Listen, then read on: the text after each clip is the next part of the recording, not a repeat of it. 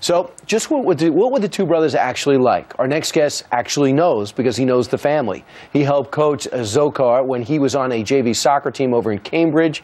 He even is familiar with the older one because of his boxing prowess. He's been inside their home, apparently, and like many others, he is trying to digest the twists and turns of this story. So joining us now is Cambridge resident and blogger Luis Vasquez. Hi, Luis.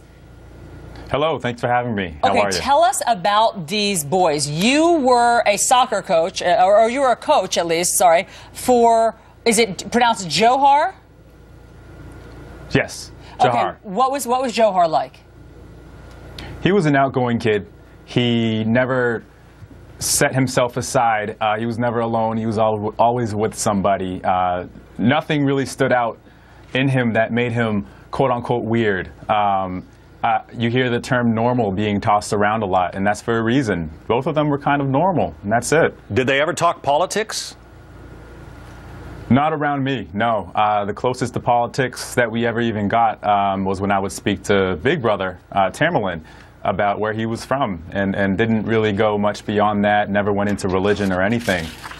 In one of the interviews, Tamerlan said, "I don't have a single American friend." Is that the guy you knew? It's not the guy I knew. It's not, because he was approachable, as big and as tough as he could be, because he was a boxer and he was a little bit more of a reserved person. He was still approachable, and he was friendly to people, and he would look you in the eyes, and he would ask how you're doing, and he would care. What does it tell you about him, knowing that the younger one, who is clinging to life right now, and we hope he survives to finally tell us what he was thinking? What do you know? The fact is, he was wearing a hat. You said you never saw the older one wearing a hat. And the younger one in particular was able to work out the day after he blew up an 8-year-old.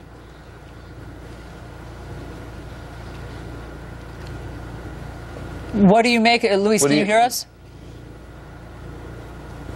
I guess yes. Oh, yeah. So, Luis, I'm sorry, can you repeat the question? What do you make of the fact that the guy that you say was normal was able to blow up an 8-year-old one day, blow the legs off at least 30 people and injure close to 200, and the next day go back to school and be a typical co-ed working out that same day? What does that say about the guy?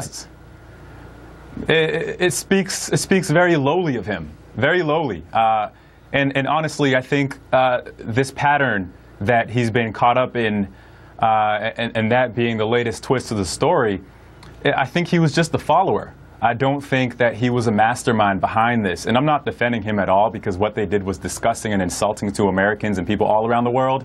But he, I believe, truly is a follower. He did not orchestrate this. I don't think he was capable of that. He's weak. That's why he came out alive, which is a benefit to the world to know why, what happened. Please tell us more. You're going to be something of a case study, Luis, because in the weeks and months ahead, Americans are going to be told, okay, you know, there are terrorists among us. If you have any suspicions at all of the folks in your day-to-day circle, you should report them to police or the FBI. So as you think back on your encounters with both of these bombing suspects, nothing at all would have caused you to, you know, pick up the phone? Nothing at all. Nothing at all. And, you know, I stopped seeing Tamerlan around. You know, I would see him around after high school. And about 2 years ago, I just stopped seeing him. And I would ask friends, I would ask people that knew him, associates, where's Tamerlan? What's up with him? How's he doing? And no one really seemed to know. They would just kind of assume, well, I think he's back in his country. And then the latest update I got was on Monday, and it was pretty horrific. So I'm really curious and interested to know what happened in the past year or two that made them flip the switch into evil. When the photos came out on Thursday, did you recognize them? Did you say, wait a minute, that's Dzhokhar?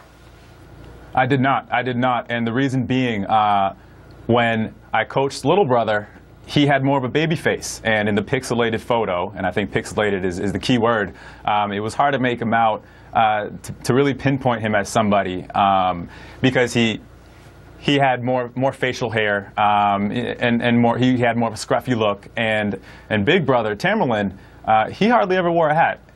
He had the hat on, he was cleanly shaven, he had the glasses on, and that's not his regular look from what I remember. Yeah.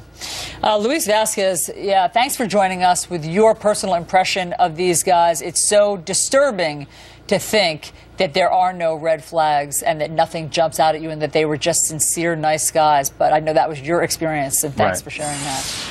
Thank you. The crime does not fit the memories. I appreciate you having me on. Well put.